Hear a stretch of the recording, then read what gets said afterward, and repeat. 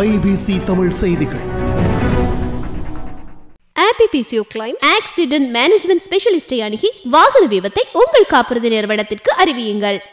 மைத்திரியிடம் விசேட கோரிக்கை விடுத்த ரணிலின் மனைவி. மைத்திரியிடம் விசேட கோரிக்கை விடுத்த ரணிலின் மனைவி. ஜனாதிபதி மைத்ரிபால சிறிசேனவிடம் பிரதமரின் மனைவி முக்கிய கோரிக்கை ஒன்றை விடுத்துள்ளார்.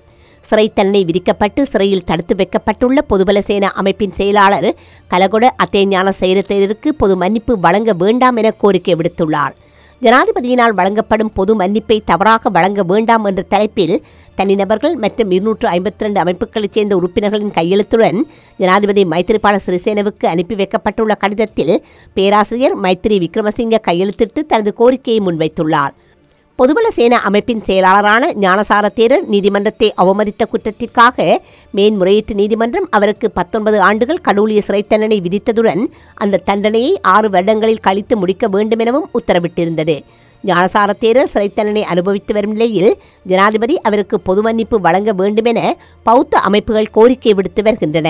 இந்த கோரிக்கையின் அடிப்படையில் ஞானசார தேரர் சுதந்திர தினத்தை முன்னிட்டு ஜனாதிபதியின் பொது மன்னிப்பின் கீழ் விடுதலை செய்யப்பட உள்ளதாக ஏற்கனவே தகவல்கள் வெளியாகி இருந்தன.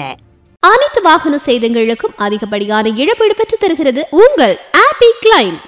இந்த மாதிரி நிறைய வீடியோஸ்க்காக IBC தமிழை சப்ஸ்கிரைப் பண்ணுங்க. நாங்க போடுற ஒவ்வொரு வீடியோவையும் நீங்க மிஸ் பண்ணாம பார்க்கணுமா? அப்போ கீழே இருக்க பெல் பட்டனை மறக்காம கிளிக் பண்ணுங்க.